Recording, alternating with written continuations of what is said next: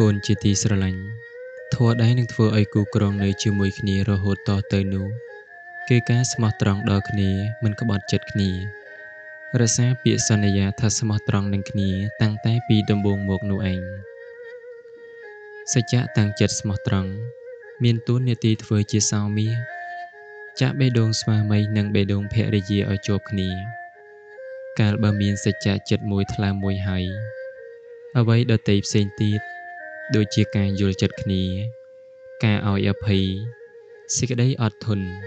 ការបរិច្ចាគលះបង់ការទូមានចិត្តនិងការដឹងគុណគ្នាទៅវិញទៅមកជាដើមក៏រមែងតាមមកដង្ហែសច្ចៈការស្មោះត្រង់នឹងគ្នារវាងស្វាមីនិងភរិយាជាហេតុធ្វើឲ្យគ្រួសាររស់នៅជាសុខមិនឆ្លោះប្រកែកទាស់ទែងលែងលះគ្នាមិនរង្គៀសសង្ស័យគ្នាមិនប្រច័ណ្ឌគ្នាជាដើមដូច្នេះការស្មោះត្រង់ជាសភាវៈល្អខ្លាំងណាស់សម្រាប់ភរិយាស្វាមីគួរថែរក្សាថ្នាក់ថ្នមទុកឲ្យល្អជាទីបំផុតដល់ពេលកូនមានគ្រួសារកូនត្រូវតែចាប់យកនៅការស្មោះត្រង់នេះមករក្សាទុកកុំខានដើម្បីឲ្យគ្រួសារកូនបានសេចក្តីសុខសប្បាយនិងភ្លឺស្វាងបើចំណែកខាងណាមួយមិនស្មោះត្រង់ទៅវិញនោះនឹងរស់នៅមិនបានសុខឡើយកូនគិតមើលចុះការដែលត្រូវឃើញមុខគ្នានឹងរស់នៅជាមួយមនុស្សដែលមិនស្មោះត្រង់នោះតើមានការចង្អៀតចង្អល់តូចចិត្តលំបាកចិត្តយ៉ាងណាកូនគង់តែគិតឃើញមិនខានដូច្នេះទើបប្តីប្រពន្ធមិនត្រូវប្រព្រឹត្តឲ្យជាមនុស្សនៅក្រៅបេះដូងរបស់គូគ្រងឡើយពោលគឺមិនត្រូវក្បត់ចិត្តគ្នាមនុស្សយើងបើសំបីតែសច្ចៈចំពោះគូគ្រងដែលខ្លួនស្រឡាញ់រក្សាមិនបានទៅហើយតើត្រូវរក្សាអ្វីឲ្យគូគ្រងរបស់ខ្លួនបានទេហើយត្រូវរក្សាសេចក្តីល្អអ្វីដទៃទៀតបានដែរទេការដែលគួរជឿទុកចិត្តនិងយុសេរីរបស់មនុស្សយើងនោះគឺចាប់ផ្ដើមពីសច្ចៈនេះឯងមានតែមនុស្សដែលរក្សានៅសច្ចៈមានការស្មោះត្រង់ប៉ុណ្ណោះដែលគួរឲ្យជឿទុកចិត្តបានចំណែកមនុស្សដែលខ្វះសច្ចៈសំបីតែជាមួយគូគ្រងរបស់ខ្លួនឯងហើយទៅមានសច្ចៈជាមួយអ្នកដទៃនោះ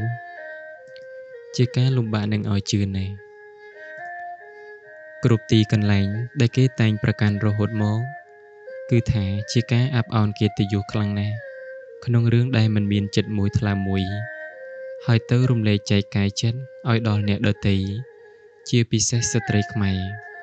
បើកូនប្រុសស្រីមានបំណងចង់ជួបគ្នាជាភរិយាស្វាមីឲ្យមានសេចក្តីសុខសាន្តតភពជាតិកំណើតរហូតដល់ព្រះបរមសុខគឺព្រះនិព្វានកូនត្រូវតែជាគូគ្រងដែលមានសទ្ធាស្មើគ្នាមានសិលស្មើគ្នាមានការបរិច្ចាគស្មើគ្នានិងមានបញ្ញាស្មើគ្នាព្រមទាំងចេះនិយាយស្ដាប់គ្នាដោយមានហេតុមានផលជាគោលកាន់យកមិនជជែកអាំងអញយ៉ាងនេះអញយ៉ាងនោះឡើយ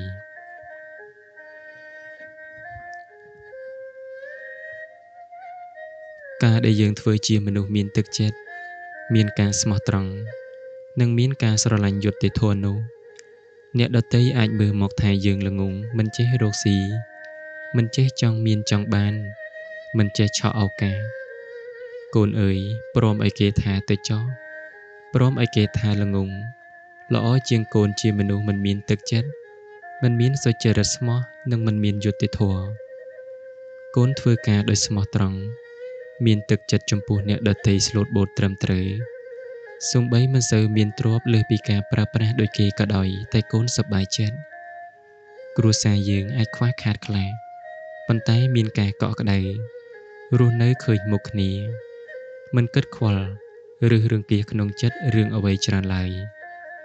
រវាងការមានទ្រព្យសម្បត្តិតែមិនមានការកក់ក្ដៅនិងមានការកក់ក្ដៅគ្រាន់តែមិនសូវមានទ្រព្យពីរយ៉ាងនេះតើកូនជ្រើសរើសយកមួយណាមានមនុស្សមួយចំនួនមានមុខមាត់ក្នុងសង្គមមានពេលវេលាដើរតាក់ទងយកចិត្តយកថ្លើមអ្នកដទៃជាងមានពេលនៅជាមួយគ្រួសាររបស់ខ្លួនឯងឬក៏ត្រូវស្ទុះទៅលិចស្ទុះទៅកើតដើម្បីរក្សាផលប្រយោជន៍របស់ខ្លួនមិនមានលហែឲ្យពេលទៅផលប្រយោជន៍ខាងក្រៅផ្សេងច្រើនជាងឲ្យដល់គ្រួសារឬពុំនោះសោត ត្រូវប្រឹងប្រែងព្យាយាមប្រចុកប្រជែងអ្នកតូចអ្នកធំដើម្បីផលប្រយោជន៍នោះដូច្នេះឯងដែលគាត់គិតថាខ្លួនគាត់ឆ្លាតបានជាភ្លេចថាព្រោះការឆ្លាតរបស់ខ្លួននេះឯងបានធ្វើឲ្យខ្លួនមិនមានពេលបរិភោគឬបរិភោគខុសពេលមិនមានពេលដេកមិនមានពេលសម្រាកនិងមិនមានពេលឲ្យដល់គ្រួសារគ្រប់គ្រាន់ធ្វើឲ្យគ្រួសារខ្វះការកក់ក្ដៅកូនអើយពិតមែនហើយថាក្នុងគ្រួសារចាំបាច់ត្រូវមានប្រាក់ប៉ុន្តែមិនមែនឲ្យតែមានប្រាក់គឺមានសុភមង្គលមានភាពកក់ក្ដៅក្នុងចិត្តក្នុងជីវិតទៅសពគ្រប់នោះទេមានស្ត្រីជាភរិយាច្រើនណាស់ដែលមិនខ្វះទ្រព្យសម្បត្តិមានសុទ្ធតែរបស់ល្អរបស់ថ្លៃប៉ុន្តែជាប្រក្រតីមានមុខអាបស្រពោនព្រោះខ្វះភាពកក់ក្ដៅពីស្វាមីនោះឯងមនុស្សដែលគិតថាខ្លួនឯងឆ្លាតតែមិនមានពេលដេកនៅផ្ទះត្រូវចោលប្រពន្ធចោលកូនជារឿយៗខ្វះការស្មោះត្រង់ជាមួយខ្វះធម៌សន្តោសល្មមលោភលន់រកស៊ីទុច្ចរិតខ្វះយុត្តិធម៌កូនអើយក្នុងរឿងទាំងអស់នេះបើគេថាកូនល្ងងមែនទែនព្រោះមិនដូចគេគឺជាការល្អណាស់កូនចេះត្រឹមតែការងាររបស់កូនដោយទឹកចិត្តសុចរិតស្មោះត្រង់គ្រួសារមានការកក់ក្ដៅដូច្នេះកូនត្រូវរស់នៅដោយសេចក្តីសុខសប្បាយក្បាលដល់ខ្នើយកូនគេងលក់មិនចាំបាច់យកដៃកងថ្ងាសឡើយណាកូន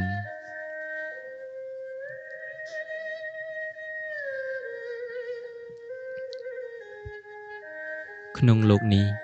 មិនមានអ្នកណាដែលធ្វើអ្វីត្រឹមត្រូវឬល្អទៅទាំងអស់នោះឡើយព្រោះថាគឺជាអ្នកនៅមានកិលេសដែលជាគ្រឿងសៅមងចិត្តហើយក៏មិនមានអ្នកណាធ្វើអ្វីឲ្យត្រូវចិត្តយើងគ្រប់បែបយ៉ាងនោះដែរចំណែកយើងក៏ដូចគ្នាទោះជាយើងខំធ្វើល្អធ្វើត្រូវទៅគ្រប់បែបយ៉ាងក៏ដោយក៏គង់មានគេទាស់ចិត្តនឹងយើងដែរអ្នកដទៃគេធ្វើខុសមានការខ្វះខាតឬធ្វើអ្វីមិនត្រូវចិត្តមិនត្រូវអធ្យាស្រ័យរបស់កូនត្រូវចេះឲ្យអភ័យដល់គេកុំប្រកាន់កុំខឹងក្រោធនិងកុំទៅឆ្លោះប្រកែកទាស់ទែងអ្វីនឹងគេឡើយកូនត្រូវនៅឲ្យស្ងៀមឲ្យបានល្អបើមានអ្វីត្រូវបកស្រាយកូនត្រូវមើលឱកាសមើលអ្នកដទៃហើយចិត្តរបស់កូនត្រូវតែត្រជាក់មិនក្តៅក្រហាយពិចារណាឃើញហេតុឃើញផលច្បាស់លាស់សិនសឹមនិយាយកូនត្រូវចាំពាក្យនេះទុកថាឫស្សីអាំងបន្លាការពារខ្លួនប្រាជ្ញអាំងច្បាប់ក្បួនការពារខុស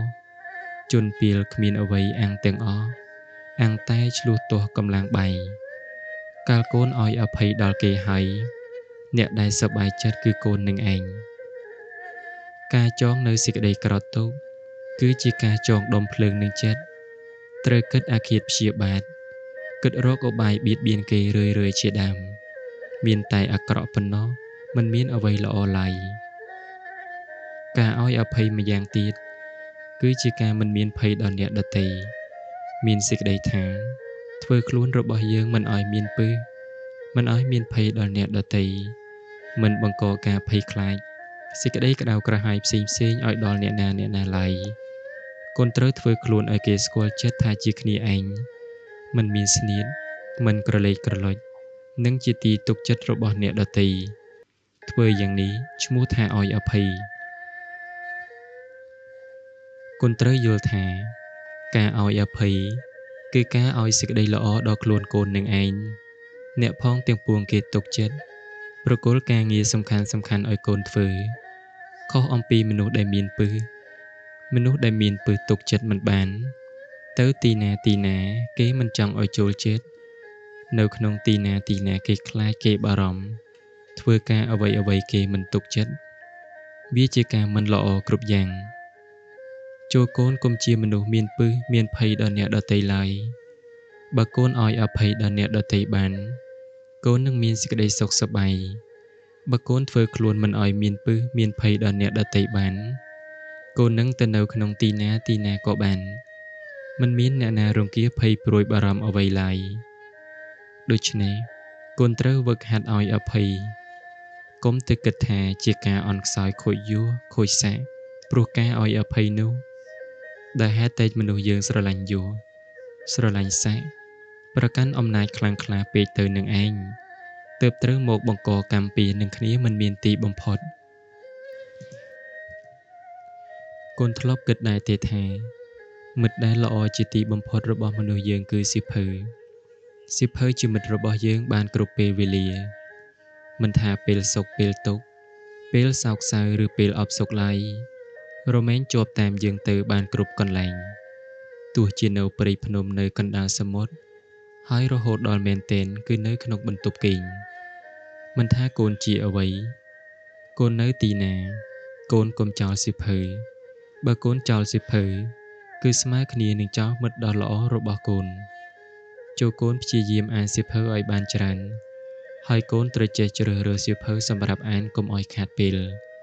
ពាក្យទូន្មានព្រានប្រដៅរបស់ព្រះសម្មាសម្ពុទ្ធដែលកូនបានអានឬស្ដាប់គឺជាផែនទីនៃជីវិតរបស់កូនសៀវភៅល្អមួយក្បាលស្មើនឹងមិត្តល្អម្នាក់សៀវភៅអ្វីដែលកូនអានហើយចូលកូនពិចារណាថាគួរជឿតាមអ្នកសរសេរឬមិនជឿព្រោះអ្នកសរសេរមានច្រើនប្រភេទមានការគិតនិងចំណេះដឹងផ្សេងគ្នារីឯចេតនាក៏ផ្សេងគ្នាដែរដូច្នេះកូនត្រូវពិចារណាឲ្យច្រើនកុំទាល់អាលជឿចូលកូនចាំទុកថាសៀវភៅគឺជាខួរក្បាលរបស់អ្នកសរសេរដូច្នេះបើកូនអានសៀវភៅល្អឈ្មោះថាជាការបញ្ចូលខួរក្បាលរបស់អ្នកចេះដឹងមកក្នុងខួរក្បាលរបស់កូនទោះជាពេលថ្ងៃក៏ដោយក្នុងផ្ទះរមែងងងឹតបើគេបិទទ្វារបិទបង្អួចអស់យ៉ាងណាមិញបើកូនបិទភ្នែកបិទត្រចៀកពោលគឺមិនអានមិនស្ដាប់នៅភាសិតរបស់អ្នកណាចេះដឹងទេវិញ្ញាណរបស់កូននឹងត្រូវងងឹតដូចជាផ្ទះដែលបិទជិតយ៉ាងនោះឯងដើម្បីឲ្យកូនបានជាមនុស្សល្អកូនត្រូវចាំថា 1. ស្វែងរកការចេះដឹងមកដាក់ខ្លួនកុំចំណាយពេលឥតប្រយោជន៍ 2. ប្រព្រឹត្តតាមការចេះដឹងយកការចេះដឹងជានាយកនៃជីវិតកុំឲ្យតណ្ហាដឹកនាំជីវិតឡើយចូលកូនសម្លាញ់ធ្វើជាមិត្តរបស់អ្នកប្រាជ្ញទាំងឡាយ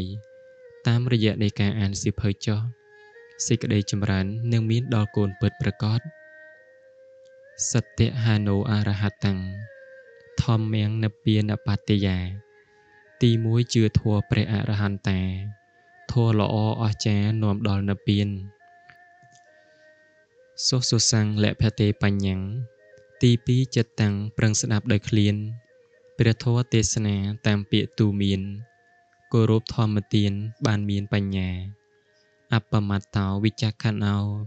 ពីនេះជាសោបើកទ្វារមោហាមួយមិនប្រមាទមួយពិចារណាប្រាជ្ញាភ្លឺថ្លាដោយអង្គ4នេះ